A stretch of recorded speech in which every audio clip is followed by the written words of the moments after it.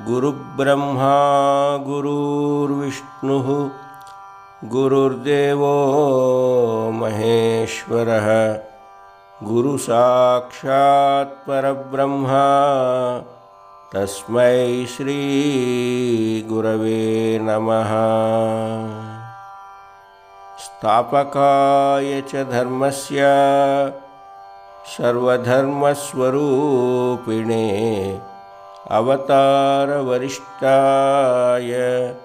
श्रीतत्त्वानन्दस्वामिने नमः।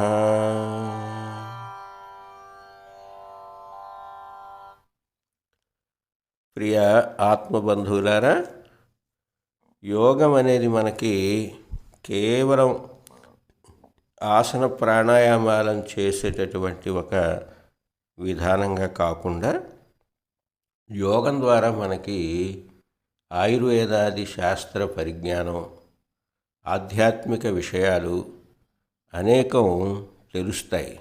తెలుసుకునే అవకాశాన్ని గురువులు కల్పిస్తారు. ఆయుర్వేదం కూడా మనకి ఎంతో అవసరం. ఎందుకని అంటే ఆయుష్ను గురించి తెలుసుకునేటటువంటి శాస్త్రమే ఆయుర్వేదం. ప్రతి మనిషికి ఆయుష్ అనేది చాలా అవసరం.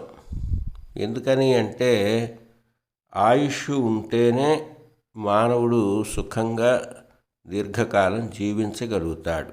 అందుకే ఆశయా బధ్యతే లోకే కర్మణా బహుచింతయా ఆయుక్షీణం న జానాతి తస్మాత్ జాగృతః అన్నారు. అంటే మానవుడు ఆశావలయంలో చిక్కుకుంటాడు. అంటే ఒకదాని తర్వాత ఒక వస్తు వ్యామోహం, ఆస్తులు సంపాదించాలి అనుకోవటం, పదవులను పొందాలని కోరుకోవటం, ఇవన్నీ మనిషి జీవితంలో సంఘపరంగా అవసరమే. కానీ నిరంతరం అదే యావగా ఉన్నట్లయితే అటువంటి మనిషికి సుఖశాంతులు అనేవి కలుగవు. అంతేకాకుండా జీవితంలో అమూల్యమైనటువంటి కాలం అంతా కూడా వ్యయమైపోతూ ఉంటుంది. అంచేత మానవుడు కాలాన్ని సద్వినియోగం చేసుకోవాలి, ఆరోగ్యవంతంగా జీవించాలి అంటే ఆయుర్వేద విజ్ఞానము తెలియాలి, ఆధ్యాత్మిక విషయాలు కూడా తెలియాలి. కనుక ఆయుర్వేదం మనకి చెప్పే కొన్ని మౌలిక సూత్రాలు ఇటీవలి కాలానికి ఎంతో అవసరమని అనిపించింది. ఎందుకని అంటే చాలామంది ఆహార విషయంలో తెలిసో తెలియకో చాలా తప్పులు చేస్తున్నారు. ఆయుర్వేదంలో ఒక మాట చెప్పారు, రాత్రౌ దధి న భుంచీత. దధి అంటే పెరుగు. పెరుగును రాత్రిపూట తినకూడదు అని చెప్పారు. మరి చాలా భోజనశాలల్లోనూ విందు భోజనాలకి వెళ్ళినప్పుడు చాలా ఇళ్లల్లో కూడా రాత్రిపూట పెరుగును తింటూనే ఉంటారు. అంచేత రాత్రిపూట పెరుగు తింటే శరీరంలో కఫం పెరిగి అది కీళ్లవాతానికి కూడా దారితీస్తుంది. ఉచ్ఛ్వాస నిశ్వాసలు సక్రమంగా ఉండవు. అందువల్ల ఆహార నియమాల్లో భాగంగా రాత్రి పెరుగు తినటం అనేది మానివేసి ఆ స్థానంలో ఏదైనా ఫలప్రదమైనటువంటి ఆహారాన్ని తీసుకోవటం మంచిది. అట్లాగే చాలామంది చేసేటటువంటి మరొక పొరపాటు ఏమిటి అంటే ఈ కాలంలో పన్నీరు వాడకాన్ని కూడా బాగా పెంచుకున్నారు. అంటే పాలతో తయారు చేసినటువంటి పదార్థాలు. ఈ పదార్థాలు ఎప్పుడూ కూడా పుల్లటికి పదార్థాలతో కలిపి తీసుకోకూడదట. ఆయుర్వేదం ఆనాడే సూచన చేసింది, సర్వంచ ఆమ్లం పయస సహ విరుద్ధం. సర్వంచ ఆమ్లం పయస. పయస్సు అంటే పాలు. ఈ పాలను ఆమ్ల పదార్థాలు అంటే పులుపుతో కూడి ఎప్పుడూ కూడా తీసుకోకూడదు. అది విరుద్ధాహారం అయిపోయి అది కడుపులో వికారాన్ని కలిగించి క్రమంగా ఆరోగ్యాన్ని క్షీణింపజేస్తుంది. అట్లాగే మరొక అతి ముఖ్యమైనటువంటి ఆయుర్వేద సూత్రం ఈ కాలానికి వర్తించేది. ఇప్పుడు మనం తెలుసో తెలియకో చాలామంది పొరపాటున సేవిస్తున్నటువంటి ఆహారంలో ఉండే తప్పులు ఏమిటి అంటే, చాలామంది అన్నం వండుతారు, మళ్ళీ దాన్ని తినాలనుకున్నప్పుడు ఓవెన్లో పెట్టి వెచ్చజేస్తూ ఉంటారు.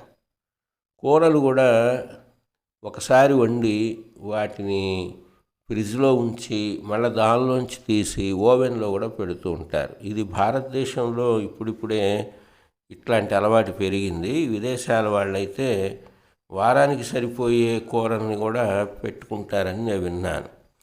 ఇది ఆయుర్వేద సూత్రాల ప్రకారం చాలా నష్టాన్ని కలిగించే విధానం. దీనివల్ల క్యాన్సర్ లాంటి వ్యాధులు కూడా వచ్చే ప్రమాదం ఉంది అని అర్థమవుతోంది. కృతాన్నం వ్యంజనం పునః ఉష్ణీకృతం త్యజేత్. పునః ఉష్ణీకృతం, మరలా వేడి చేసి తినటం, త్యజేత్ వదిలేయాలి, అలా చెయ్యకండి అని ఆయుర్వేదం చెప్పింది.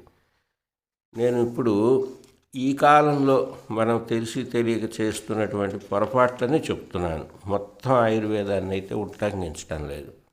అలాగే మరొక ముఖ్యమైనటువంటి ఆరోగ్యానికి సంబంధించి మనం ఆహారంలో చేస్తున్న మరొక గొప్ప పొరపాటు ఏమిటి అంటే, మనం ఈ ఆహార పదార్థాలు అమ్మే బండ్ల దగ్గరికి వెళ్ళి అక్కడ వేడి కడాయిలో వేయించినటువంటి చిప్సు, అలాగే పునుగులు, పూరీలు ఇట్లాంటివన్నీ తెచ్చుకొని అక్కడే తినటం కానీ తెచ్చుకొని తినటం కానీ చేస్తూ ఉంటాం. అక్కడ వాళ్ళు తైలాన్ని, నూనెని ఎప్పటికప్పుడు క్రొత్త నూనె ఉపయోగించరు. వాడినటువంటి నూనెని మరలా అవసరమైనప్పుడు మళ్ళీ వెచ్చ చేసి అదే నూనెలో వేయిస్తూ ఉంటారు ఆహార పదార్థాన్ని. అందుకని ఆయుర్వేదం ఏం చెప్పిందంటే, ఘృతం తైలం పునః ఉష్ణీకృతం త్యజేత్. త్యజేత్ వదిలేయాలట. ఎట్లా అంటే, పునః ఉష్ణీకృతం, మళ్ళీ వేడి చేసి వండేటటువంటి ఆహారం దేనిలో అంటే ఘృతం తైలం, నెయ్యిని కానీ నూనెని కానీ ఒక పర్యాయం వేడి చేసి దాన్ని ఉపయోగించుకున్న తర్వాత అంతటితో ఆపాలి. దాన్ని మరలా వేడి చేస్తూ ఆహార పదార్థాలను దానిలో ఉడికించి మిగిలిన నూనెని మరలా అలాగే వాడుతూ ఉన్నట్లయితే ఇవన్నీ కూడా చాలా ప్రమాదకరమైనటువంటి, నిదానంగా శరీరంలో విషాన్ని పెంచేస్తూ ఉంటాయి. అంచేత ఈ ఆధునిక కాలంలో వచ్చిన జీవనశైలి, ఆహార విధానంలో ఈ తరహా అలవాట్లు చాలా ప్రమాదకరంగా మారాయి. కాబట్టి మనం శాకాహారమే తీసుకున్నప్పటికీ ఆ శాకాహారంలో కూడా ఇట్లాంటి పొరపాట్లు చేస్తూ ఉన్నట్టయితే యోగాభ్యాసం సవరించుకొని మన జీవనశైలిని మార్చుకుంటే చాలా ఆనందంగా ఉండగలుగుతాం. అంతేకాకుండా ఆయుర్వేదం ప్రకారం మనిషి యొక్క ఆయుష్, సుఖశాంతులు అనేవి ఆహారంతో పాటు అతను చేసే ఆలోచన మీద కూడా ఆధారపడి ఉంటాయని చెప్పారు. మనిషి మనసు లోపల ద్వేషభావం, అసూయ ఇట్లాంటివి గనక ఎక్కువగా ఉన్నట్టయితే అప్పుడు కూడా అతనికి గ్యాస్ ట్రబుల్ లాంటి సమస్యలు ఎక్కువగా వస్తాయి. అందుకే భగవద్గీతలో ఏం చెప్పారు అంటే, భగవంతుడు కృష్ణ భగవానుడు నాకు అత్యంత ప్రీతిపాత్రుడైన వ్యక్తి ఎవరు అంటే, సమశత్రౌ చ మిత్రే చ తథా మానవమానయోః శీతోష్ణ సుఖ దుఃఖేషు సమస్సంగ వివర్జితః తుల్య నిందాస్తుతిర్మౌని సంతుష్టో ఏన కేనచిత్ అనికేతః స్థిరమతిః భక్తిమాన్ మే ప్రియో నరః అని చెప్పారు. ఏమిటి భగవంతుడి యొక్క ఉద్దేశం అంటే, సమశత్రౌ చ మిత్రే చ తథా మానవమానయో. అవమానం, గౌరవం ఇవి సహజంగా సమాజంలో మనిషికి కలుగుతూ ఉంటాయి. ఒక్కోసారి అవమానం, ఒక్కోసారి గౌరవం కూడా లభిస్తుంది. అయితే ఈ గౌరవం లభించినప్పుడు పొంగిపోయి, అవమానం కలిగినప్పుడు కృంగిపోయే పరిస్థితి కాకుండా శీతోష్ణాలు, సుఖదుఖాలు వీటన్నిటినీ కూడా నిగ్రహంతో, సమభావంతో సమతుల్యంగా ఉండగలగాలి. అందుకని ఇలా ఉండగలగాలి అంటే ఏదో బిగబట్టుకొని మనస్సుని ఎట్లయినా సరే నేను వీటిని నిగ్రహిస్తాను అనే పద్ధతి కాకుండా, ఏది కూడా ఈ ప్రపంచంలో శాశ్వతం కాదు, మనకి ఈరోజు గౌరవం లభించింది, ఇది శాశ్వతం కాదు, రేపు అవమానం కలుగుతోంది, అది శాశ్వతం కాదు. కాబట్టి ఏది శాశ్వతం అంటే తనువైతే నిత్యం కాదు, మన ఆత్మ శాశ్వతం. కాబట్టి ఆత్మతో తాదాత్మ్యాన్ని పొందుతూ హాయిగా ఉండడం నేర్చుకోవాలి. అట్లా ఎవరైతే మనస్సులో శాంతత్వాన్ని కలిగి ఉంటారో వాళ్ళే నాకు అత్యంత ఇష్టమైనటువంటి భక్తులు అని కృష్ణ భగవానుడు చెప్పారు. కాబట్టి మనిషి ఎప్పుడూ కూడా ఏం చూడాలి అంటే, తనకిష్టమైన వాటిని సేకరించుకోవటమే కాకుండా తాను ఇష్టంగా కూడా ఉండగలగాలి. ఎవరికి ఇష్టం ఉండాలి?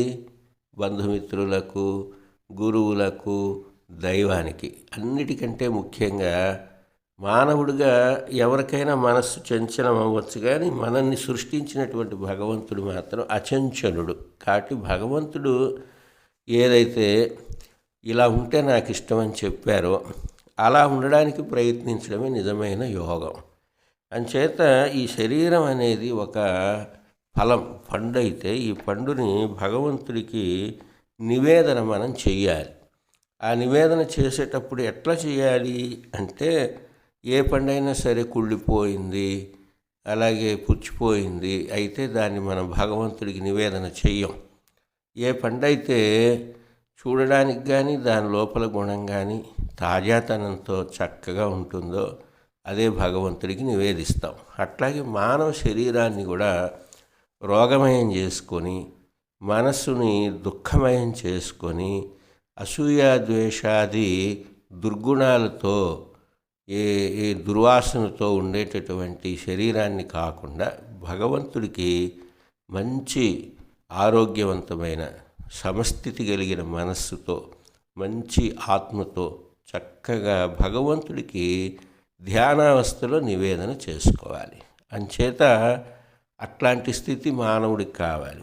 అందుకనే పెద్దలు చెప్తూ ఉంటారు, బ్రహ్మదేవుడి సృష్టిని చేసేటప్పుడు రకరకాల జంతువులను సృష్టించి ఆ తర్వాత మానవుణ్ణి సృష్టించాడట. మరి ఒక జంతువుని సృష్టించాడు బ్రహ్మదేవుడు. ఆ జంతువు లక్షణం ఏమిటి అంటే, అది ఎప్పుడు కూడా తన వీపు మీద భారాన్ని, సామాన్లను మోస్తూ ఉండాలి. నీవు ఇలా మోస్తూ 50 ఏండ్లు నీకు ఆయుష్, నీ పేరు గాడిద అన్నాడట. అంటే ఆ గాడిద అన్నదట, ఎప్పుడూ మోస్తూ ఉండడమేగా స్వామి నా బ్రతుకు, అంచేత నాకు 50 ఏండ్లు అక్కర్లేదు, 25 ఏండ్లు చాలన్నదట. తర్వాత మరొక జంతువుని సృష్టించాడు బ్రహ్మదేవుడు. సృష్టించి నీవెప్పుడు కాపలా కాస్తూ ఉండాలి, నీ పేరు కుక్క, నీ వయసు 30 ఏండ్లు అన్నాడట. అంటే ఇక ఆ కుక్క ఏమన్నది అంటే, కాపలా గాయటమే పని కదా, నాకు ఇక వేరే ఏమీ లేవు కదా స్వామి, నాకు 15 సంవత్సరాలు ఆయుర్దాయం చాలు అన్నదట. ఇక తరువాత ఒక కోతిని సృష్టించాడు బ్రహ్మదేవుడు. ఆ కోతికి ఏం చెప్పాడంటే, నీకు ఒక 20 సంవత్సరాల ఆయుర్దాయం ఇస్తాను, నీ పనేమిటి అంటే ఆ చెట్టు మీద ఈ చెట్టు మీద, ఆ కొమ్మ మీద ఈ కొమ్మ మీద తిరుగుతూ ఉండడమే అన్నాడట. ఆ కోతి అన్నది, అంత చంచల స్వభావంతో ఉండే నేను 20 ఏళ్ళు ఎందుకు స్వామి, 10 ఏళ్ళు చాలు కదా అన్నదట. ఆ తర్వాత మానవ సృష్టి చేశాడు. మానవుడు చాలా విశేషమైన ప్రాణిగా, అంటే గాడిదేమో బరువులు మోస్తోంది, కుక్క కాపలా కాస్తోంది, కోతేమో సంక్రమణం చేస్తోంది. కానీ వాటన్నిటికీ అతీతంగా మానవుణ్ణి సృష్టించి ఈ మానవుడికి ఏం చెప్పాడంటే, నీవు ఈ సృష్టిలోనే చాలా విశేషమైనటువంటి ప్రాణివి, నీ వయస్సు 30 సంవత్సరాలు, నీవు మనిషివి అని చెప్పాడట. వెంటనే ఆ విశేషమైన సృష్టి అయిన ఈ మనిషి ఏం చెప్పాడంటే, ఇంత గొప్ప సృష్టిలో జీవిగా నన్ను చేశారు కదా స్వామి, నాకు 30 ఏళ్ళు ఏం సరిపోతాయి, 80 ఏళ్ళన్నా కనీసం ఉండాలి కదా అంటే, అప్పుడు ఆ బ్రహ్మదేవుడు గాడిదలోని 25 ఏళ్ళని, కుక్కలోని 15 ఏళ్ళని, కోతిలోని 10 ఏళ్ళని మానవుడికిచ్చి నువ్వు 80 ఏళ్ళు బ్రతుకు అన్నాడు. అంచేత దీని అర్థం ఏమిటి అంటే, ఇది ఒక ఉదాహరణగా చెప్పుకుంటున్నాం. దీని అర్థం ఏమిటి అంటే, మానవుడు స్వతంత్రంగా మొదట నిర్ణయించినట్టుగా 30 ఏళ్ళు విద్యాభ్యాస కాలంలోనే అప్పుడు జీవిస్తాడు. ఆ తర్వాత ఒక 25 ఏళ్ళు సంసారంలో పడిపోయి గాడిద చాకిరీ చేస్తూ, ఆ తర్వాత 60 ఏళ్ళు ఆ వయసు వచ్చేపాటికి మనిషి ఇక కుక్క కాపలాగా ఉంటాడు తన ఆస్తికి, తన వారసులకి. ఆ తర్వాత వృద్ధాప్యం వస్తుంది. ఆ వృద్ధాప్యంలో 2-3 పిల్లలు ఉంటే ఆ పిల్లల దగ్గరికి ఈ పిల్లల దగ్గరికి పంపకంలో తల్లిని తండ్రిని తిప్పుతూ ఉంటారు. ఒకవేళ అది కూడా లేకపోతే వృద్ధాశ్రమంలో మగ్గుతూ ఉంటారు. ఇలా మానవ జీవితం అనేది ఒక నిరర్థకమైనటువంటి వ్యవహారంగా, దుఃఖభూయిష్టంగా రాను రాను మారిపోతుంది. అట్లాంటి స్థితిలో నుంచి మనిషి తన జీవితం ఏమిటి, తన జీవన విధానం ఏమిటి తెలుసుకొని ఆనందంగా ఉండడమే నిజమైనటువంటి యోగము. అట్లాంటి యోగులుగా ప్రతి ఒక్కరం కూడా మారాలి అని కోరుకుందాం. స్వస్తి.